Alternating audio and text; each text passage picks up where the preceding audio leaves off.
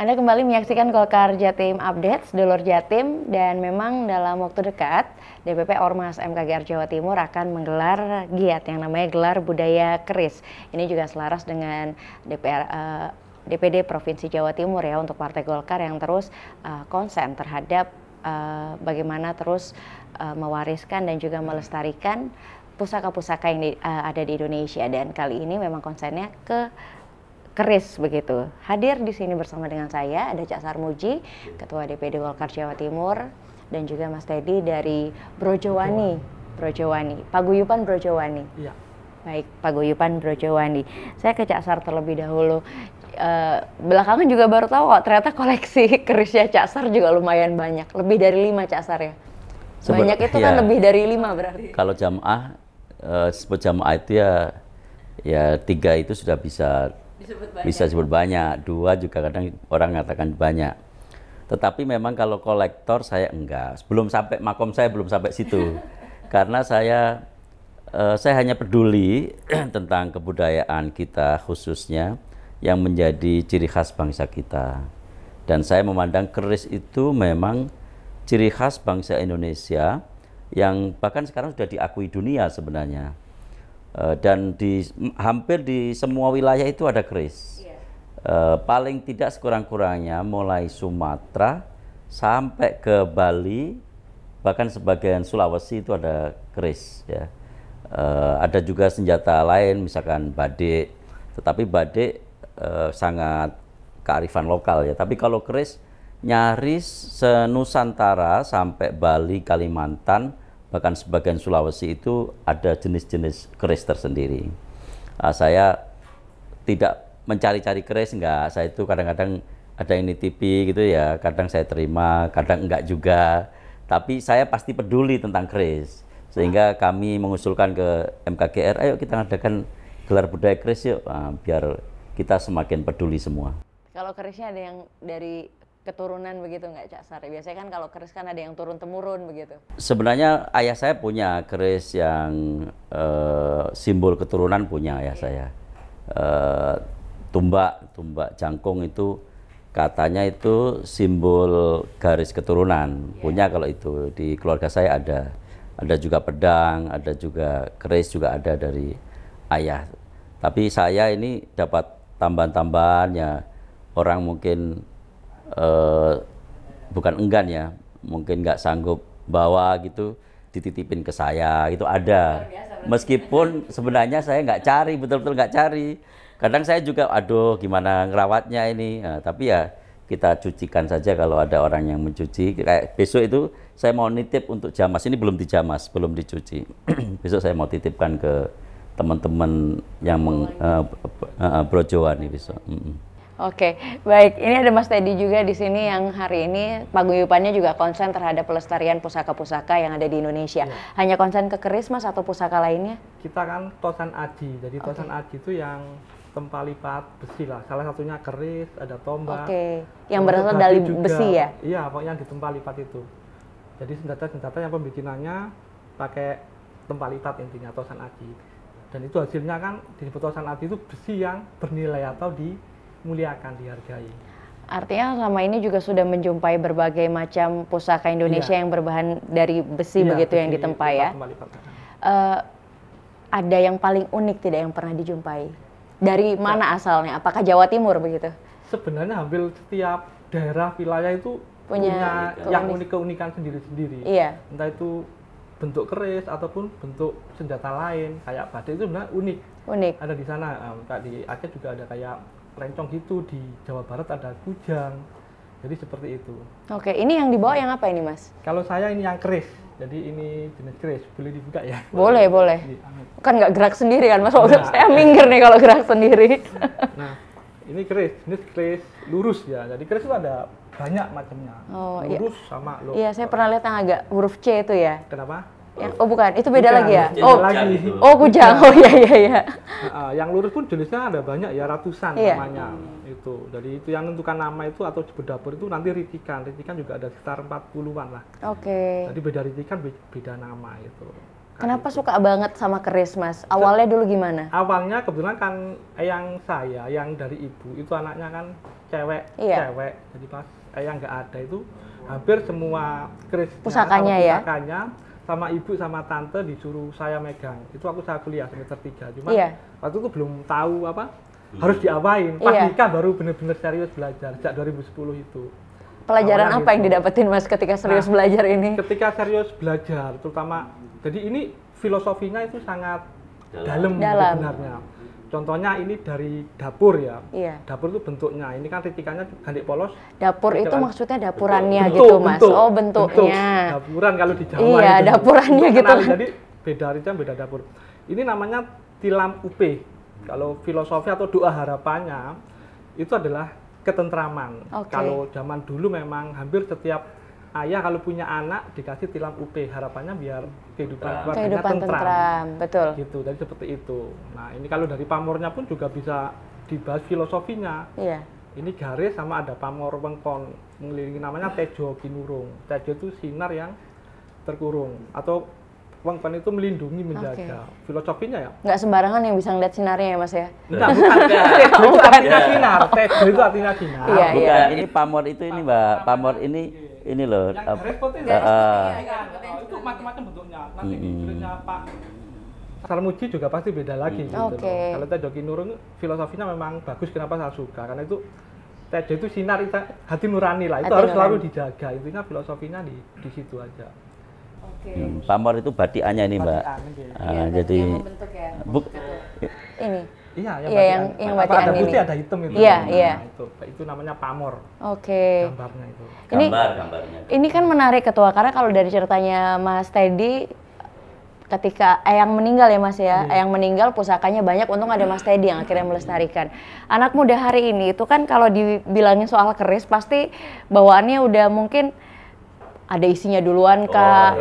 Padahal ini kan mau tidak mau kita tidak boleh lupa bahwa ini bagian dari sejarah Indonesia yang terus membersamai kita, Ketua. Betul. Mbak, ini tadi dari yang jelaskan Mas Teddy tadi, itu kita bisa menelusuri akar sejarah kita. Betul. Jadi misalkan ini ya, ini saya buka keris juga. Ini belum dicuci, jadi belum kelihatan bagus. Ini punya Ketua sendiri ya? Ya, dikasih juga. Jadi tadi yang disebutkan Mas Teddy tadi itu, dengan hanya melihat bentuk kerisnya saja, kita sudah tahu ini dibuat era kapan. Namanya tangguh, kalau istilah keris tangguh. Tangguh itu zaman kapan. Nah, kalau ini misalkan, ini nanti Mas Teddy terangkan ini. Ini Mataram Senopaten. Jadi bisa diketahui dari ininya, itu sudah bisa ketahuan. Ini Mataram Senopaten.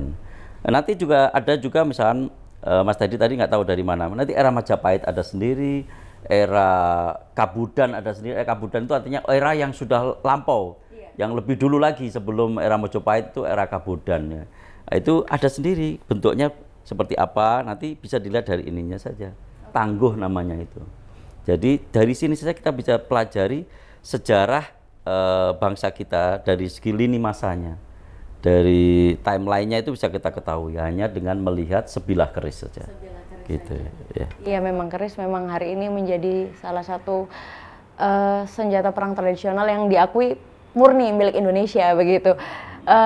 Hari ini juga DPP Ormas MKGR konsen terhadap itu dan juga menggelar acara yang namanya pameran keris, yang dimana nanti acara itu terbuka untuk umum ya, Ketua? Terbuka untuk umum.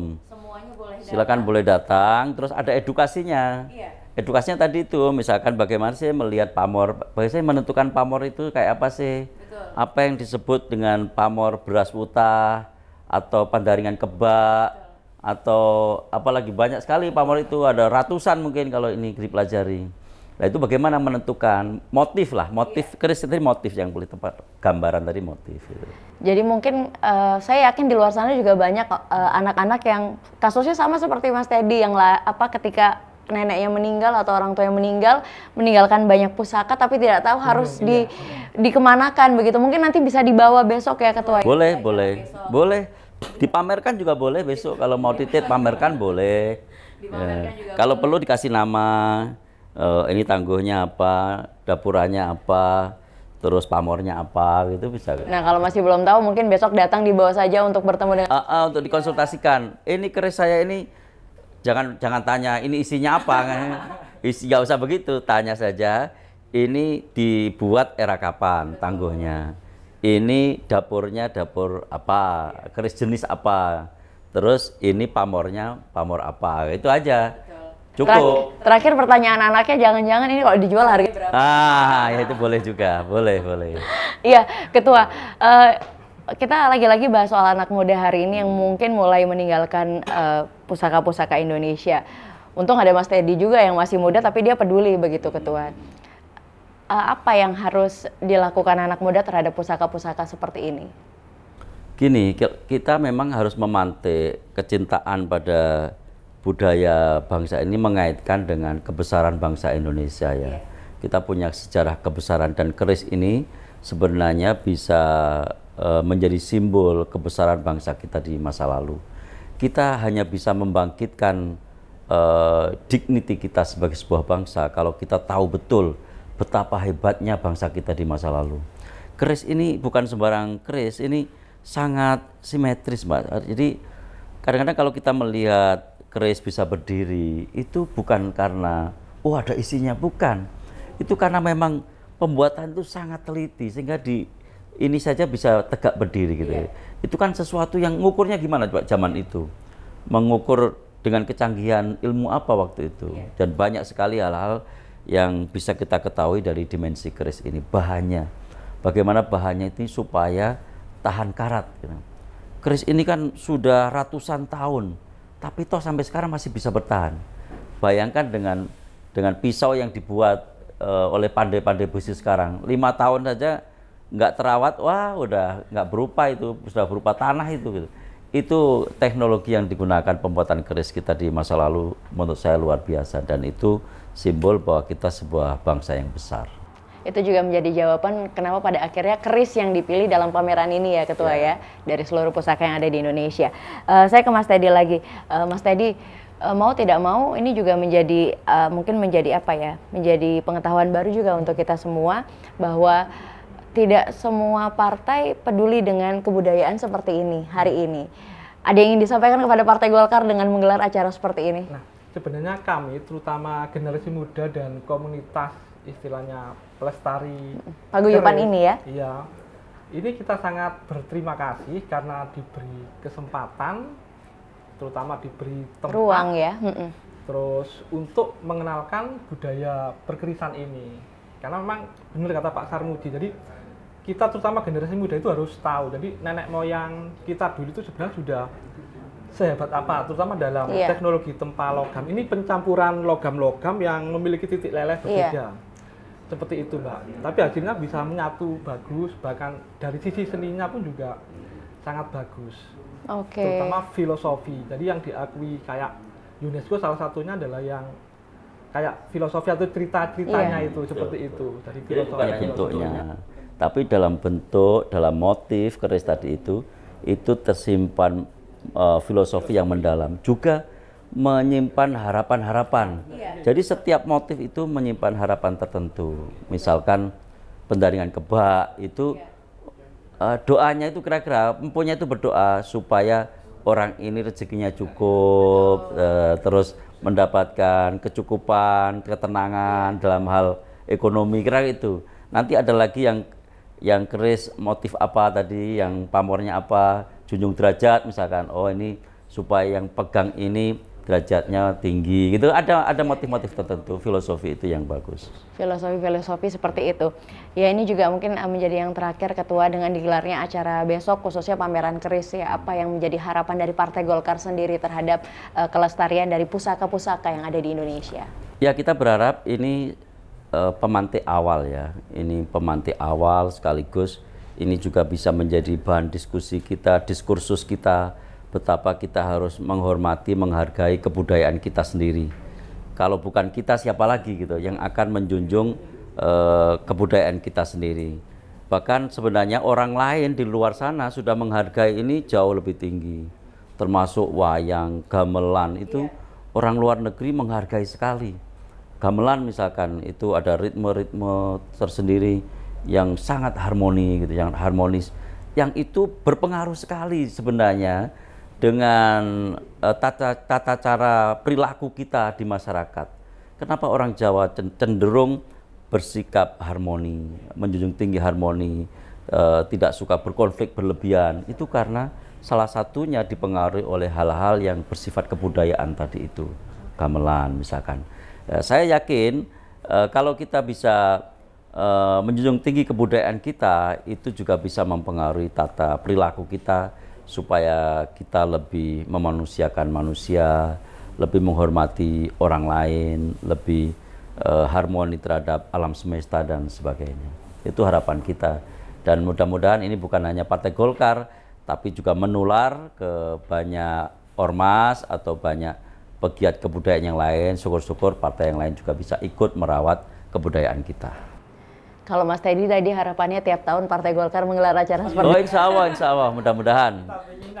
Insya Allah Golkar Jawa Timur akan ini. Kalau ini berhasil, nanti bisa kita kembangkan, bisa kita selenggarakan lebih bagus lagi ke depan. Oke, pertanyaan terakhir buat Mas Teddy. Mas, kadang-kadang di rumah mungkin mereka memiliki keris tapi nggak tahu cara perawatannya dan nggak tahu harus berangkat kemana untuk membersihkannya.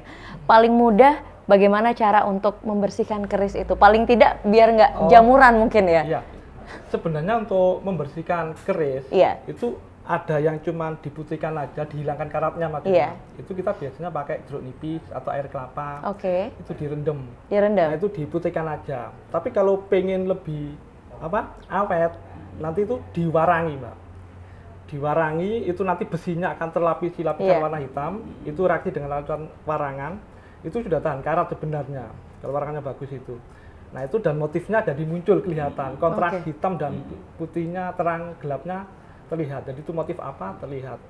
Jadi seperti itu. Untuk tutorial membersihkan keris di rumah gitu ya Mas ya? Iya, sebenarnya di YouTube banyak. Tapi kalau pengen lebih jelas, kebetulan besok di acara itu ada ahli menjamas ya. Oke, ahli memandikan keris ya? Iya, jadi mulai yang cuma jamas biasa atau sampai mewarangi. Nanti itu ada. Jadi kalau mau titip jamas besok, mau titip membersihkan, oh keris saya udah lama nggak dibersihkan, besok bisa dititipkan. Lengkap dan tidak harus suro. Ini kan sudah lewat suronya, jadi nggak lewat suro kan mestinya mikir, wah kalau ini keris harus mandiin keris harus suro, enggak, ini bebas kita, bebas. Ya. Bulan yang mengikat. Bulan mengikat. Asal kerisnya bersih, karena ini simbol kita bahwa kita mau merawat kebudayaan kita. Betul. Dan yang pasti yang penting ada kerisnya. Kalau nggak ada kerisnya apa yang mau dimandikan Ketua? Ketua terima kasih banyak sudah berkenan hadir di sini Mas Teddy. Terima kasih. Dan satu lagi, jangan hanya anak muda jangan hanya hafal keris pati saja, tapi keris yang ini juga harus hafal ya. Cakep. Terima kasih banyak Ketua Mas Teddy. Terima kasih sedulur Jatim. Sampai jumpa. Wassalamualaikum warahmatullahi wabarakatuh.